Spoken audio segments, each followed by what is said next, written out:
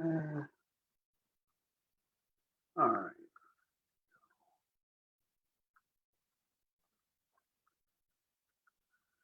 Going live now.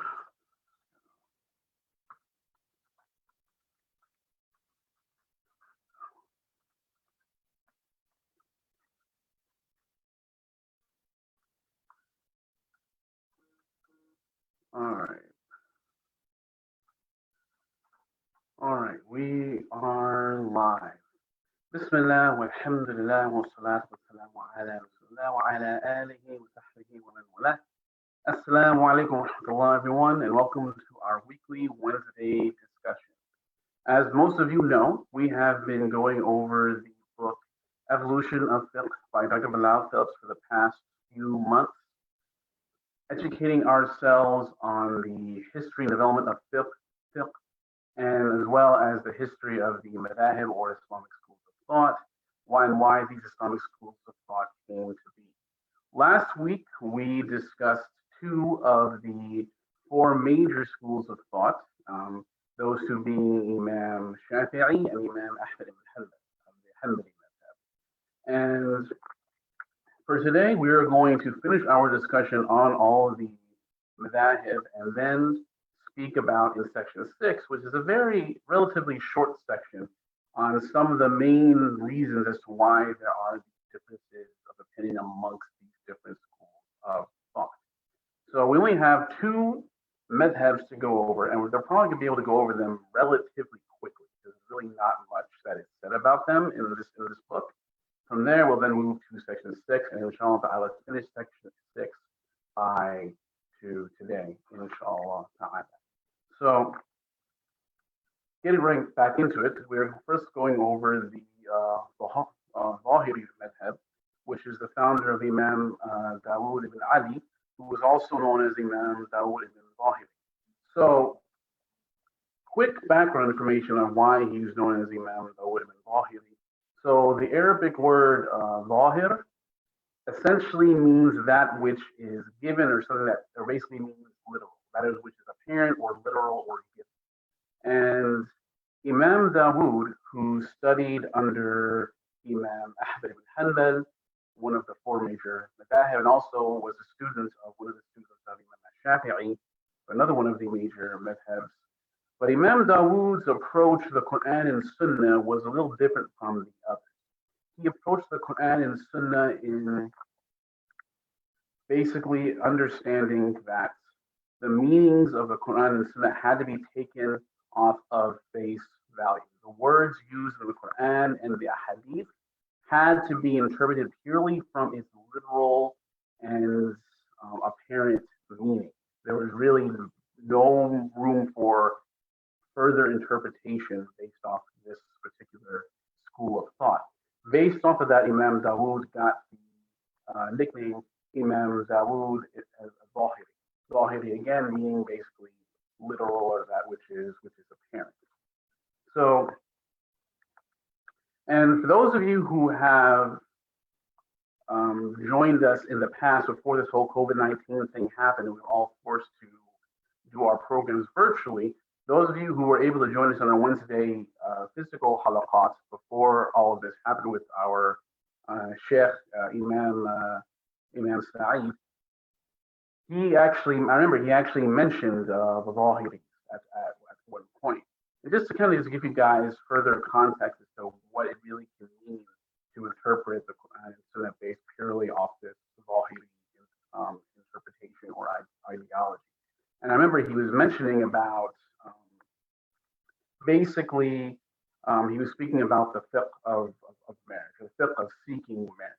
And we all very aware of the hadith in which the Prophet ﷺ said that before you marry someone, you should look at them. You should look at what it is normally seen, essentially. So Imam Sa'id educated us and told us that the Zahiris interpreted that word that was used. I don't remember the Arabic word that was used, but he interpreted the word that was used in a literal sense to kind of mean something just pretty outstanding, pretty kind of out there. Their interpretation of that essentially was see basically everything. And this caused a lot of people to kind of be taken aback, but this is like kind of what the Zahiris were known for, since their interpretations were based purely on the apparent and literal meaning of the words. You have some particular interpretations of rulings to be kind of way out there. At the same time, there also were some rulings that they made, which was also really, pretty simple and understood. So, for example, I was speaking to Sheikh Jassi earlier, and he was telling me about, of course, how we know about um, covering or wiping the water on our sock. And we're all very aware the different madhabs say that that this is only applicable if the sock is leather or if it's made out of material which water can't go through. The Zahiris would say, the word is sock, a sock is a sock, as long as it's a sock, it's okay. So there's some good and there's some bad with this interpretation, but essentially, this is what the Zahiri school is known for, is that they interpret the Quran and the Sunnah purely of its literal meanings, right? And so the last thing I'll mention about Imam Dawood, so in terms of Quran, in terms of his sources of Islamic law, which those of you who have been keeping up with us for the past few weeks know that each madhab we're going over what sources that they would utilize for deriving rulings of Islamic law. The Quran and Sunnah, of course, it's the same for all madhabs, and Imam Zahiri was no exception. The Ijma' of the Sahaba, he also accepted. The Qiyas, those of you who remember Qiyas being basically deduced recent rulings based off of your knowledge of the Quran and Sunnah. While the Zahiri school utilized Qiyas to a certain extent, it was heavily limited due to the fact that, as we mentioned before, this school of thought heavily focused on interpreting the Quran and the Sunnah purely off its apparent and literal meaning. Right? They felt there was really very little room for interpretation, and so the principle they used, which is basically a form of qiyas, is known as mafhum, which basically means what is understood, mafhum, what is basically understood. So those are basically the three main sources of law for the Zahiri madhab. The only other thing that's worth mentioning in terms of like how this madhab kind of get traction. So this madhab really started to gain traction after the passing of Imam Dawood. This is actually under one who was one of his major students. There's one that heavily studied his ideology in his book. And this scholar was named Ali ibn Ahmed ibn Hazm al-Andalusi. So this person, Ibn Hazm, he revived the Zahiri madhab during the time of Al-Andalus, during the Islamic rule of Spain. So this caused the Zahiri madhab to get a little bit more exposure than it did before, but eventually, of course, with the fall of Spain, this madhab also eventually met its end. And even now, the sources in which you can find this madhab is much more limited in based off compared to other madhab or other schools of thought that you can find. So that's the madhab of al-Zahiri, or the madhab of Imam Dawood bin Ali al-Zahiri.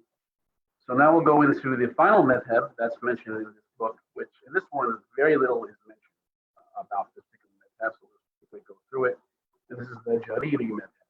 The founder of this madhab is Imam Ibn Jarir ibn Yazid ibn Tabari, who was born in Tabaristan in the year 839 CE. He studied both Imam Abu Hanifa, Imam Malik, and Imam Shafi'i's madhab, and when he returned to Egypt, he tried to follow the Shafi'i madhab, but at the end of that period, he founded his own school. And that's really all it's mentioned in this book about this madhab. It says that basically this madhab quickly became extinct. He doesn't really give many reasons as to why, but I guess it's just based purely on the fact that it wasn't really getting many followers, much traction. As we have experienced throughout this study of these different madhabs, that there's varying circumstances that contributed to how a madhab became successful and popular, and how a madhab do not become successful and eventually perish. One of the two, one of a few of the major reasons, of course, being one, if the students of these madhahib had gained a lot of influence, and number two, of course, being how many followers did that madhab particularly gain. So that's the last madhab that Dr. Val Phillips discusses, and so a couple main points for us to take away from before we move on to the next section. Number one, as of right now, there are really just 5 of these madhahib left that are mentioned in this book. For the four major madhahib, as we know, of course, the Maliki madhab, the Shafi'i madhab, the Hanafi madhab, and the Hanbali madhab, and then the Zaidi madhab. Now, Dr. Bilal in this book, he calls it a minor madhab, but the Shafi'i madhab, the Zaidi madhab is technically a Shafi'i. It's technically a, I'm sorry, I don't know why I said Shafi'i. No, the Zaidi madhab is technically a Shi'i madhab. It belongs to the Shi'i faction of Islam. But as we mentioned previously, it's in the general ideology that is really relatively very close to mainstream Sunni ideology, hence why I believe Dr. Brown Phillips included the Zaidi madhab in this book due to that reason. So that's number one. And number two, like we have been mentioning throughout the sessions in regards to section 5, I know we spent a lot of time going over section 5, and so it's amazing we actually finally reached the end of section 5. But a lot of these madhahib has grew or fell due to circumstances, not because of they were inherently superior to one another. It was due to other underlying circumstances that were a lot of times out of these founders' control. Number two, we've also learned through the study of the biography of these different madhahib that a lot of these founders of these different schools of thought, their primary motive was not to gain a huge following, not to promote their ideology. Their primary motive was to make it easy for the people to follow the Quran and Sunnah as close to it needs to be as possible, as accurately as possible. And if there was something that showed up which was authentic and contradicted what they originally believed, but it was authentic, they had no problem leaving what they originally believed for what was authentic. So they were very humble. They were not obsessed with fame and becoming, these people of having these major titles. They were only focused on learning the deen and helping those around them follow the deen as accurately as possible. And that's very important for us to understand. So that's the end of section 5. So now, inshallah ta'ala, we're going to go into section 6, which discusses some of the main reasons as to why there are these differences of opinion amongst these different schools of thought. And there are really 3 main reasons as to why there are differences of opinion among these different schools of thought. One is interpretation of words, the Quran, the Sunnah. Number 2 is the narration of hadith, which hadith were considered authentic, which were considered inauthentic, what type of hadith were available in different madhahib. And number 3 was the use of different principles of fiqh that we've discussed over section 5 as well. And inshallah ta'ala, we'll go over each of these 3 main reasons in a little bit more detail. So number 1, as I mentioned, a main reason for these differences of opinion amongst the scholars is different interpretations of a word, either the Quran or the Sunnah. And Dr. Bilal Phillips takes this category and makes it into 3 subcategories, kind of further explaining to us, the reader, what he means. So the first subcategory he speaks about is shared literal meaning. So just like in any language, there are certain words that can have more than one literal meaning. So the word that he provides here as an example is the Arabic word qurq. Qurq basically meaning, the menstrual cycle. And he provides an example of a difference of opinion between the schools of thought in terms of how this word is applied in a particular Quranic verse, in which this verse is referring to how long a divorced woman must wait um, before they can move forward. This is a divorced woman should wait 3 qur'an. So qur'an actually has two different literal meanings. Mission one, which is the menstrual cycle. The second literal meaning of qur'an is basically the timing of purity, basically after the menstrual cycle is over. So those are like the two meanings of this word. So based off of that understanding, the verse in which the divorced women are instructed by Allah subhanahu wa ta'ala to wait 3 quru', it can be the Maliki, the Shafi'is, and the Hanbalis ruled that this meant the period of purity. Imam Abu Hanifa ruled that this meant the actual menses. So based off of that, this could mean that some were interpreting that the waiting period was earlier than others, based off of how they interpreted this word, which had two different meanings.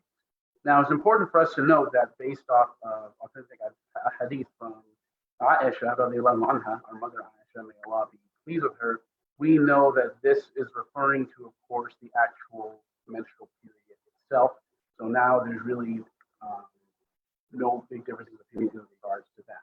But this example just highlights for us that with any language, of course, certain words can have more than one meaning, and different scholars had different interpretations of the meaning of that word. So that's number one. Number two, he also gives an example of literal and figurative meanings. So as of course we are all very aware, words can have literal meaning, can also have figurative meaning. And of course, Arabic is of no exception. So the example he provides here to give us an indication of how the literal or the figurative word can cause differences of interpretation is he brings up the word lems. Lems in Arabic literally means to touch, to go into physical contact with something, right? And so he brings up the verse which speaks about tayammum, and this is chapter 4, verse number 43, in which Allah says, I'll just say the English, or you touched women and cannot find water, then you make tayammum.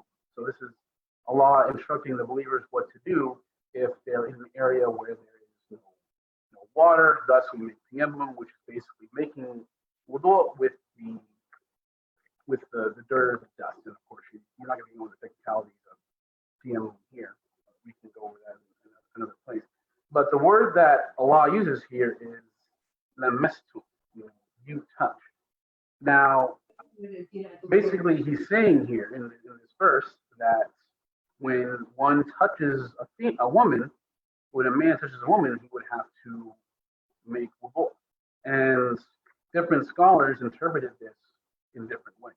So he mentioned here that Shafi'i and some of his students ruled that this word lems that's being used here means literally to touch. So they interpreted that as meaning that if a man touched a woman intentionally, then he would have to make wudu, right? But Imam Abu Hanifa had a different interpretation. His interpretation was this is referring to the act of sexual intercourse. So how Imam Abu Hanifa understood this verse was this is referring to that if one has sexual intercourse with their spouse or what have you, and they're in an area where there's no water, they would just have to make tayammum to purify themselves. And the evidence he has is very powerful. It's evidence where the Prophet ﷺ, he would kiss some of his wives, but he would not go make wudu. He would go to the salat, to the prayer, thus showing that it's okay to touch your spouse or hold hands and stuff like that. You don't have to make wudu for that. But based off the word that was used, lems some scholars interpret that as being literal. If a man touches a woman, even if it's just like a touch on the hand or accidental, you have to make. But this is referring to sexual intercourse. So this word can have a figurative meaning and literal meaning, just like any other word. And the last example he provides in terms of difference in word interpretations is grammatical meanings. I won't go into too much detail on this one because he goes into a little bit vivid detail that can be hard for those without some basic knowledge of Arabic grammar. It can be kind of lost, but he brings up the word ila. Ila in Arabic can have varying different grammatical meanings. It can mean going to something. It can mean up to something. It can mean up to and including something. And so based off of that, there are certain verses, there are certain sayings of Muhammad that scholars interpreted a little bit differently. And before I move on into the narration of a hadith, I just want to take a minute here to kind of address a question that I can see that some people might have, right? And that is, how is it possible for the Quran to have different interpretations when Allah says the Quran is written in clear Arabic? And the answer to that you will find in Surah Al-Imran. This is chapter number 3, verse 7. Allah says in this verse that He revealed the Quran with verses that are clear, some verses that are clear, and these verses are essentially the core of the book. And there are some verses that are left ambiguous. So Allah SWT is telling us Himself that there are verses that are very clear. These verses are the core values of the Quran. And there are some verses that are a little bit more ambiguous, which have room for interpretation. That's number one. Number two is we have to understand that with any language, no matter what it is, you're going to have different ways of interpreting certain sentences or phrases. That's just how complex language is. I'll give you guys a fun example. So let's say an officer came up to me. I was a witness of a crime, right? And this officer asked me, "Did you see that man take that purse?" And I say, "I didn't see him take the purse." There are, I think, 6 different ways you can interpret that. I didn't see him take the purse. 1. I didn't see him take the purse. 2. I didn't see him take the purse. I didn't see him take the purse. I didn't see him take the purse. Or I didn't see him take the purse. Now, I just said that in 6 different ways, and y'all can probably easily understand how what each of those 6 different ways were basically saying a different thing, even though they were using the exact same word. It was implying something completely different. And that's just the complexity of language, guys. So that's why it's very important for us to understand that there are going to be different interpretations of certain words when it comes to the more technical aspects of the deen. When it comes to the core values and principles of the deen, there is no room for differences of opinion. That's why Allah says that there are verses which are the core of the book that are clear. We spoke about this, and we were thinking about the principles of Sharia, how there are core principles which there's no room for differences of opinion. But when it comes to the more technical aspects, like different schools of thought, how certain schools of thought pray differently than others, or have different opinions in terms of wudu and things, what have you, you're going to have a few different interpretations, and that's okay. The most important thing is that the core values and principles are there, right? So I just wanted to highlight that before we move on to the next. Before I move on to the next, number 2, are there any questions in regards to what we went over with thus far?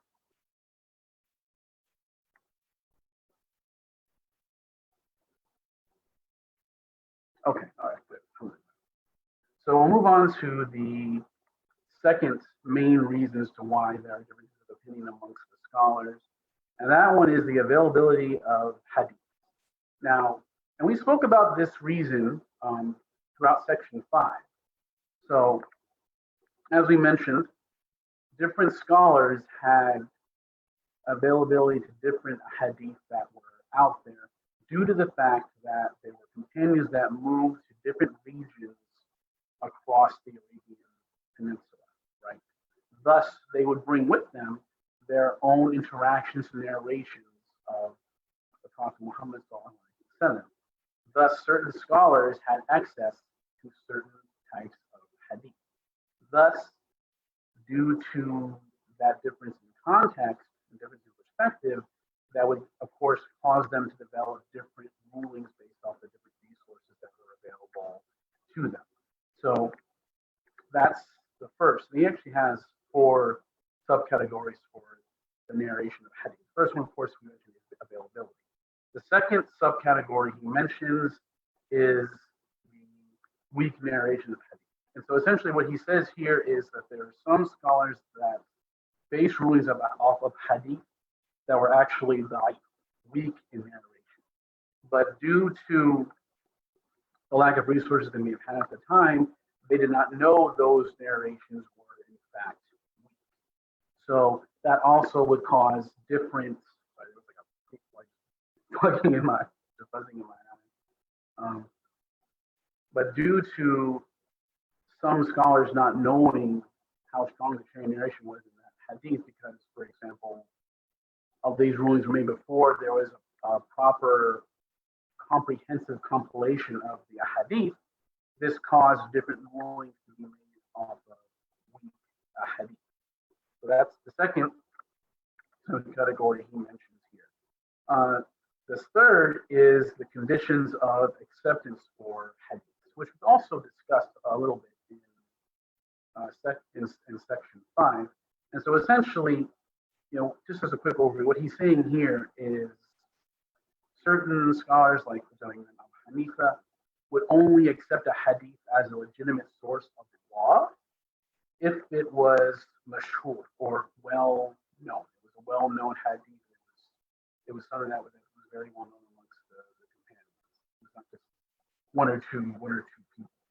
So we've also discussed that other scholars like Imam Ahmed ibn Hanbal, he would take a hadith that were da'if in narration. This is only from a couple people because of his opinion on the hadith.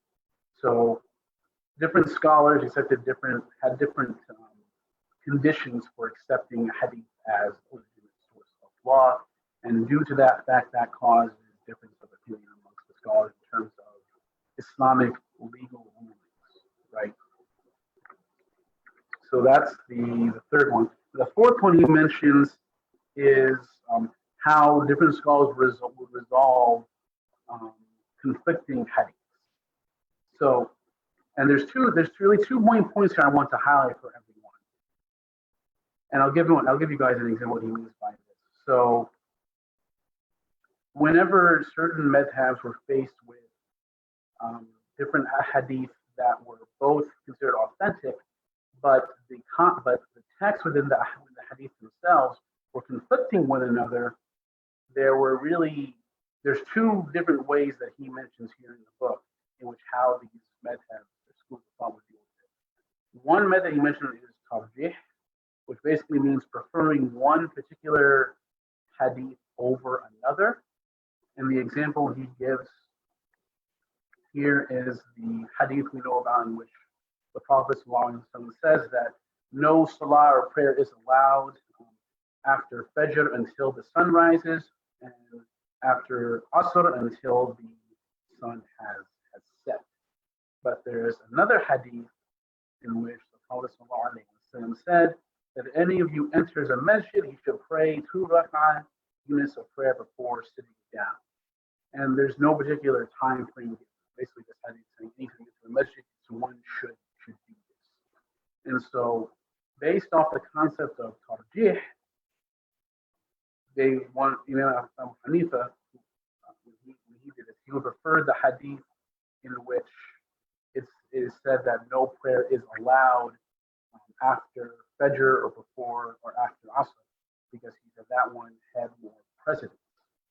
But there was another method, and this method was known as Jama', basically combining. So this method is when the scholars or Madhhabs, schools of thought, would take the two conflicting hadith and kind of combine them in ways they both can work together. So the two hadith that we mentioned